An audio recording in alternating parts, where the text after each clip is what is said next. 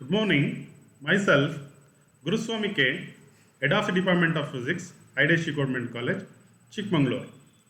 In this video, I am going to present the first lecture on superconductivity. This is the 21st session in the paper 7 belongs to the program 3rd BSc Physics. The title of the paper is Solid State Physics and Electronics. In this lecture, I am going to discuss the topics like experimental observations of superconductivity, transition temperature, persistent current, isotope effect, Meissner effect, etc. And lastly, principle of magnetic levitation. Qualitative discussion on this principle of magnetic levitation. First, we have to know what is superconductivity, later what are superconductors, and some experimental observations made on this superconductivity. Introductory part. Here we know that solid materials are broadly classified into three categories based on band theory of solids. They are conductor, semiconductor, insulator. Based on the energy gap between the valence band and conduction bands in solids, we are going to classify the solid materials into three categories as conductor, semiconductor, insulator. Again, conductors are sub-classified into three types. They are superconductor, metal, semi-metal. Again, these are basics. The classification of solids into three categories, that is conductor, semiconductor, and insulator. This is discussed in lower classes. So, we should concentrate upon superconductor. The sub-classification of conductor into three types: superconductor, metal, and semi-metal. That's superconductor. Okay. Here in this superconductor, we found that the resistivity of the superconductor is found to be 0. So before that, we should discuss origin of resistivity. What are the reasons? Okay, thereby the resistivity originated in the case of conductors. The first one is due to defects, impurities, etc.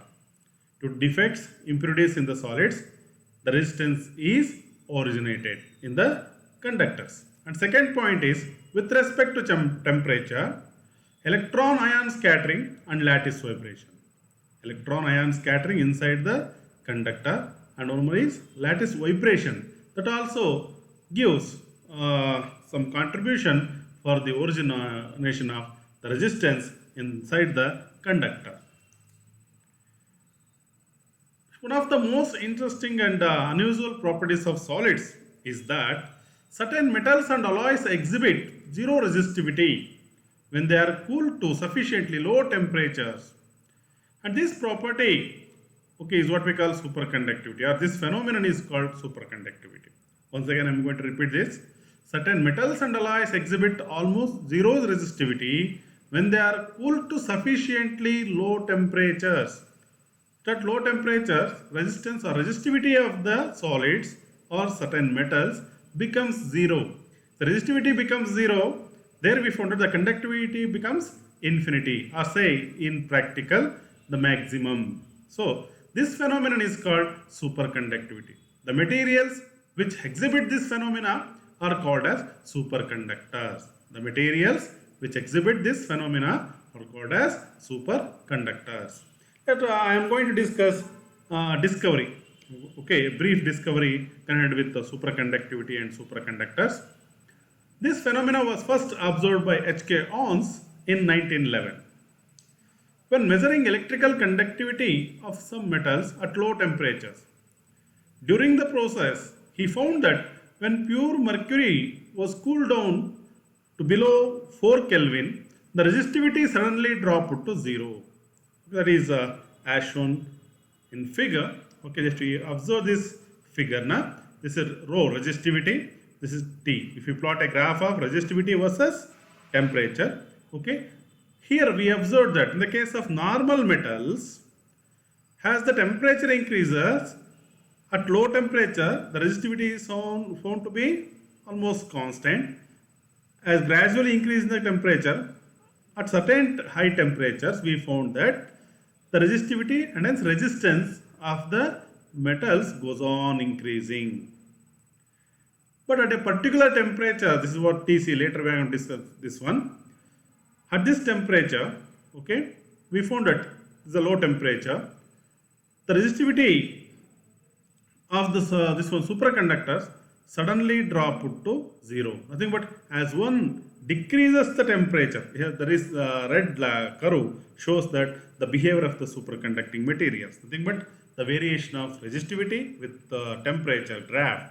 Okay, as one decreases the temperature, resistivity is decreasing. At a particular low temperature, the resistivity of certain metals suddenly drop to zero. Okay, that temperature is what we call transition temperature or critical temperature. Okay, the material for which the resistivity becomes zero now, that material becomes superconductor.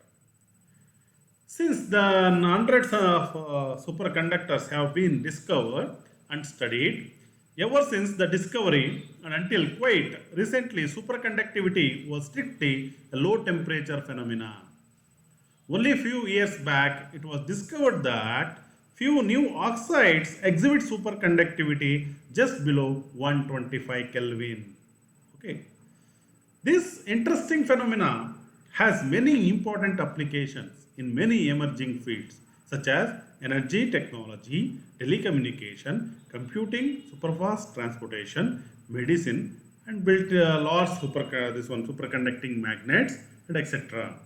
Okay, there we found that this superconductivity or superconductor have plenty of applications.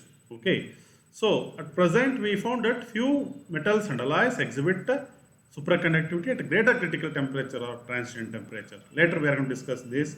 Okay, the next session. This is what a brief discovery connected with superconductor. Next, experimental observations on superconductors or superconductivity.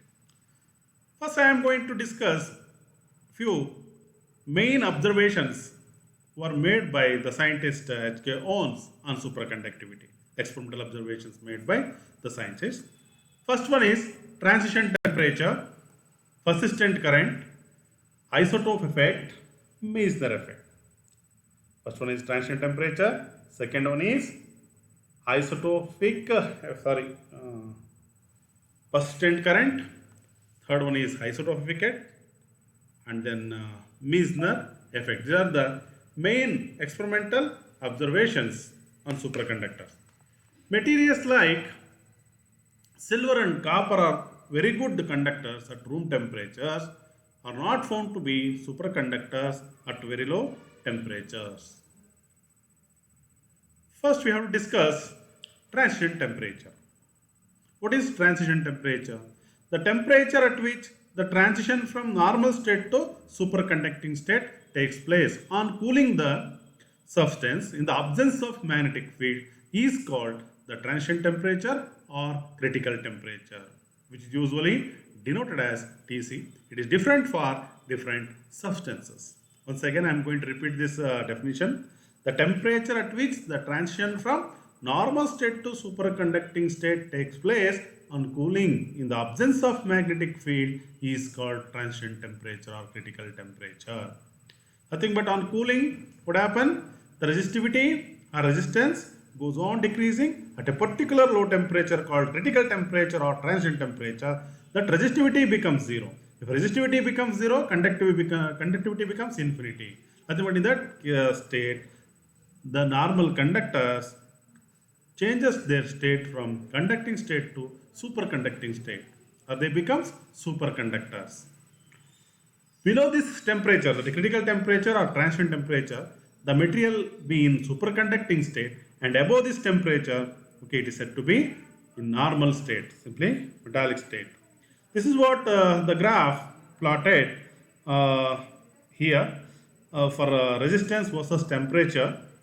This is we observed that with respect to this critical temperature, in the case of mercury, this is about 4.2 Kelvin. As one increases temperature, Beyond this value, that is 4.2 Kelvin, we found that the resistivity suddenly rises and thereafter it is increasing with increasing temperature.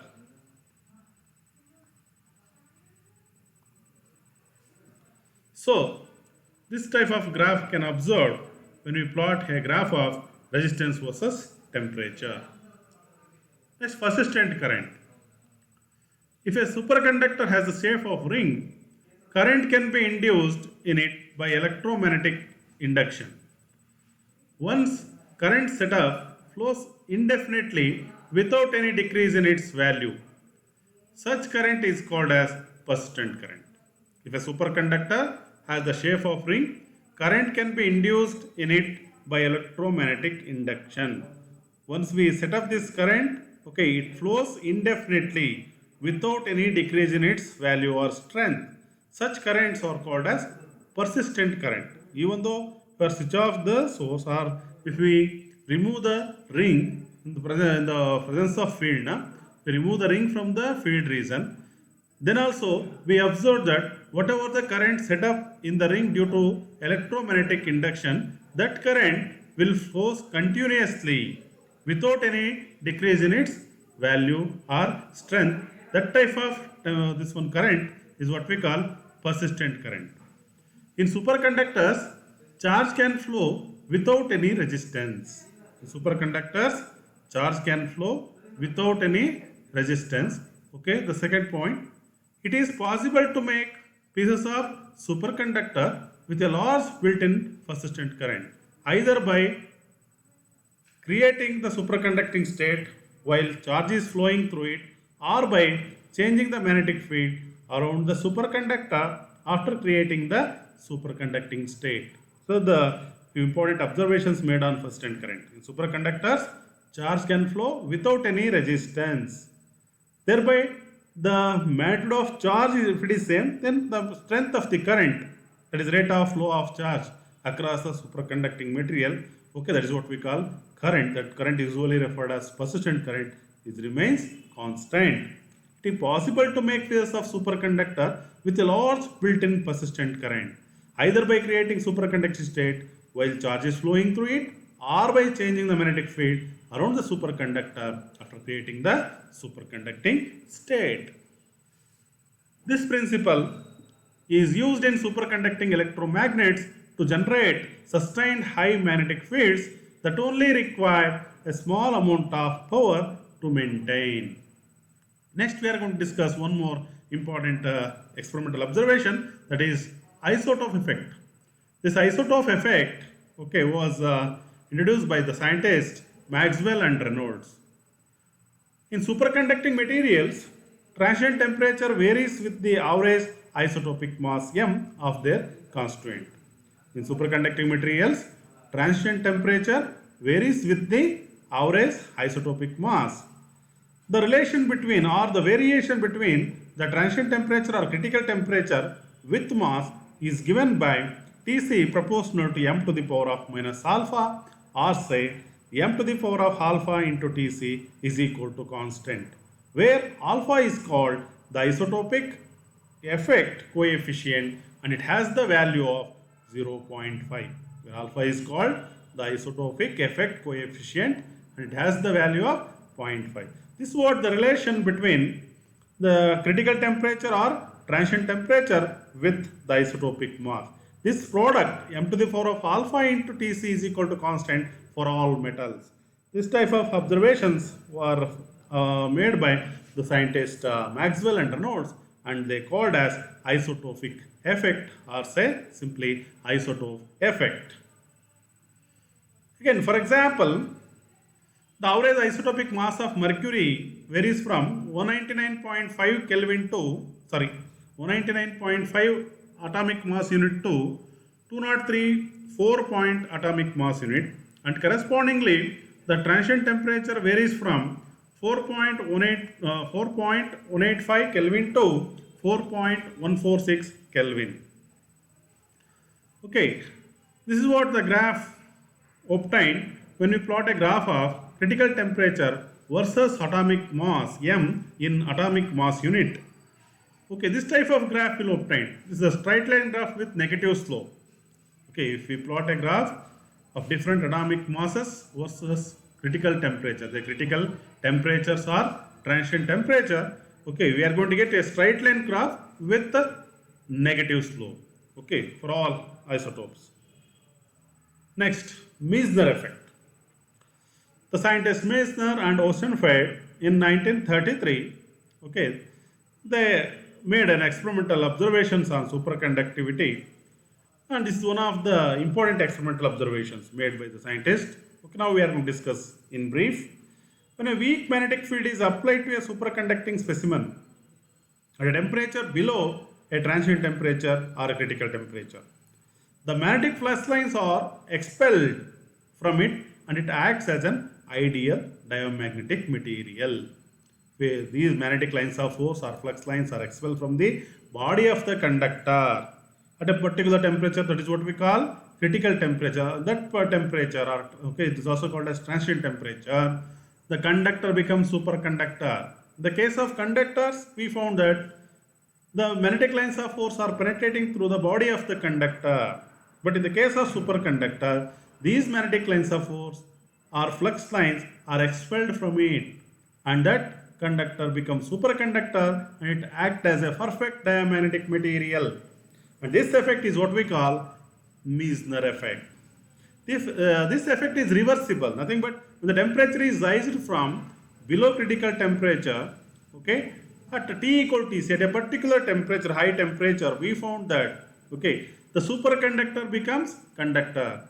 Okay, below that critical temperature or transient temperature, we found that the resistivity of the this one superconductor is zero now. Thereby, at a particular high temperature, that is equal to say critical temperature. Thereafter, if we increase the temperature greater than that temperature, critical temperature or transient temperature, we found that the material, the superconductor, start to changes its state from superconducting state to normal state. Nothing but it start to gain resistivity with increasing temperature. Resistance comes to play. Thereby, we found that the magnetic lines of force are expelled from the magnetic lines of force are start to penetrating into the body of the conductor. Thereby, this effect is reversible, Meissner effect. When the temperature is raised from below Tc, T equal to Tc, the flux lines suddenly start penetrating and the specimen returns back to the normal state as shown in this figure, the first one. If T equal greater than Tc, if T greater than Tc, the magnetic lines of force or flux lines or field lines are passing through the conductor, whereas okay, here in the second figure we observed that when the temperature, okay, if it is less than critical temperature, there we found that the conductor becomes superconductor, the magnetic lines of force start to expel from the body of the superconductor. No lines of force can penetrate into the body of the this one superconductor. Okay, the scientists, they tried to explain this perfect diamagnetic property by using this relation, that is relation between the magnetic flux density, magnetic intensity and intensity of magnetization. When T equal to Tc, when temperature is equal to critical temperature, the magnetic induction inside the specimen is given by the magnetic induction, or say the magnetic flux density inside the specimen is given by mu naught into H plus M, where H is the external magnetic field applied or magnetic intensity, or say magnetic field strength, and M is the magnetization produced inside the specimen. Intensity of magnetization, or say magnetization produced inside the specimen, or magnetizing force inside the specimen. Let's call this as equation 1. When the specimen is superconducting, according to Meissner effect, inside the bulk superconductor, B is equal to 0, but the magnetic flux density is equal to 0. If that is the case, then equation 1 becomes B is equal to mu naught into H plus M, that is equal to mu naught H into 1 plus Xi, that is equal to 0. Since Xi equal to M by H. Here, just divide throughout by M on RHS. You can left hand side B equal to 0 now. Then what we get?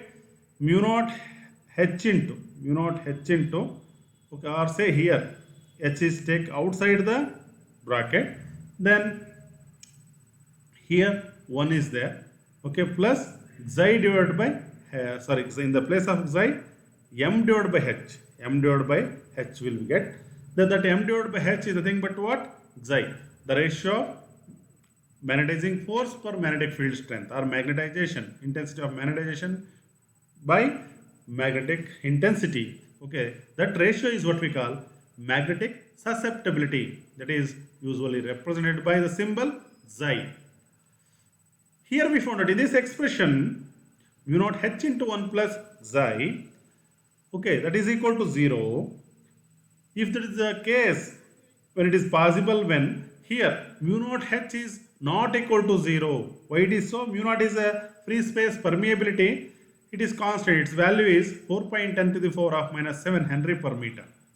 And again, h is the magnetic intensity or magnetizing force. Okay, that also not equal to 0. The product is not equal to 0. If that is the case, then 1 plus xi should be is equal to 0. So then what we get? 1 plus xi equal to 0, then xi equal to minus 1.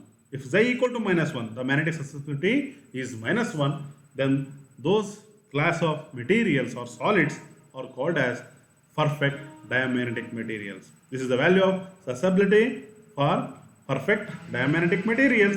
Thus, superconductors exhibit perfect diamagnetism. Like this, we are going to explain the perfect diamagnetic property or diamagnetism exhibited by the superconductors. Now we are going to discuss some other experimental observations made by the scientists on superconductivity. In addition to 4 important observations, there are some other additional observations made by the scientists, okay, on superconductivity. Fifth observation is superconductivity is found to occur in metallic elements in which the number of valence electrons, or say atomic number, lies between 2 and 8. Okay, those materials are better materials to exhibit superconductivity. Next, for elements in a given row in the periodic table, Tc versus Z squared gives a straight line. Already explained this point with the plot or a graph. Transition metals having odd number of valence electrons are favorable to exhibit superconductivity. Transition metals having odd number of valence electrons are favorable to exhibit superconductivity. Next point or observation: metals having high normal resistivities exhibit superconductivity. Usually the metals, if they have the resistivity of the order of 10 to the power of 6 and even greater, those metals are very good superconductors. Nothing but they are ready to exhibit superconductivity when they are cooled to the low temperatures. There were metals having normal resistivities exhibit superconductivity. Ferromagnetic and antiferromagnetic materials are not superconductors. This is another important observation. Ferromagnetic and antiferromagnetic materials are not superconductors. Last point, there is a discontinuous change in specific heat. In the case of superconductors, we found that there is a discontinuous change in specific heat. Okay, these are the few observations made by the scientists on superconductors or superconductivity. Next, we are going to discuss one of the important principle that is observed in the case of the superconductors, that is principle of magnetic levitation. We are going to discuss this in qualitative. Magnetic levitation or magnetic suspension, it is also called as magnetic suspension, is a method by which an object is suspended with no support in air other than magnetic fields. With the help of magnetic fields, we are going to suspend that one. Okay, we are using only magnetic fields. Okay, so we are going to lifting an object and suspended in the air. That principle is what we call magnetic levitation. Magnetic force is used to counteract the effects of the gravitational acceleration and any other acceleration. Okay, the magnetic force or mechanical force due to magnetic field used to counteract the effects of the gravitational acceleration and any other acceleration. So the key aspects of in the case of magnetic levitation are lifting force. First one is lifting force. Okay, that lifting force necessary for lifting an object or a magnetic substance, okay, diamagnetic substance, okay, and suspended in air now, that is provided by the upward force against gravity. Provide upward force, okay, against gravity and stability. Hold the system even after the power is switched off. Hold the system. Okay, we should obtain the lifting. Okay, after the power is switched off. These two are key aspects. Okay, are used in the case of this one magnetic levitation. Thus, magnetic levitation is a system of transportation that suspends, guides, and propels vehicles, predominantly trains. Okay, superconducting trains, we are going to use this principle, that is a principle of magnetic levitation or suspension. There we found that the transportation, that type of transportation, okay, superconducting train transportation that needs this one, the suspends, guides, and propels vehicles predominantly, okay, on trains. This method has the potential to be faster, quicker, and smoother than weird mass transit system. This one magnetic levitated train transportation system, okay, has the potential to be faster as compared to our conventional trains systems, okay, and quieter and smoother than weird mass transit system. The technology has the potential to exceed 6,400 km per hour, the speed of these superconducting trains, okay, or magnetic levitated trains, okay, is found to be, it exceeds 6,400 km per hour. That type, that value of speed can be attained or achieved with the help of this magnetic levitation principle. If deployed in an evacuated tunnel, okay, if you deploy that superconducting train, that evacuated tunnel, we are going to achieve this much of high speed for the superconducting trains. The highest recorded speed of maglev trains, magnetic levitated trains, shortly called as maglev trains, is 603 km per hour in practical. Okay, this is achieved in Japan on April 21st, 2015. That is 28.2 km per hour faster than the conventional TGV speed record. Okay, this is in practical. We did this superconducting trains na the Japan on April 21st, 2015. We achieved this much of speed in the case of these superconducting trains. And this is what the slide, okay, here we observed that superconducting trains, okay, we need three important procedures to achieve that high speed. One is levitation and propulsion, lastly lateral guidance. Okay, first you have to lift an object and suspend it in air. Next we are going to use propulsion, and in addition to that some lateral guidance. Okay, thereby we should keep that train on track, okay, that moving with very high speed. Now there is a, if we lose this lateral guidance at any stage, there should be an accident took place. Okay, so these are the important this one, the procedures are used to run these maglev trains. Okay, one is levitation, propulsion, and lateral. And this is the picture shows how in the case of this magnetic levitated trains, okay, that train, this one, the transportation can occur. Okay, the slide share, that is this is the references. From that references I am going to take these pictures. Lastly, we are going to discuss advantages and limitations of maglevs. Nothing but magnetic levitated trains. Advantages of magnetic levitated trains. First one, wear and tear is minimal, maintenance cost is low. Wear and tear is minimal because here the train is suspended in air, na, thereby there is no wears and possibility of wears and tears produced in the train, okay, body, and maintenance cost is low. Okay, another advantage is high speed, low noise, eco-friendly. There is no pollution in the case of magnetic levitated trains, thereby high speed can be achievable and low noise, and lastly eco-friendly. What are the limitations of these maglev trains? The initial installation cost is very high. Maintenance cost is, even though maintenance cost is low, the initial installation cost is very high. Okay, another one is repair or replacement of guideways or tracks is not possible. The whole new system has to be created. Once the track was damaged, okay, then it should be replaced. So the repair or replacement guideways or tracks is not possible. The whole new system has to be created. These are the disadvantages of okay this magnetic levitate trains. With this, I am going to end this session. Thank you one and all.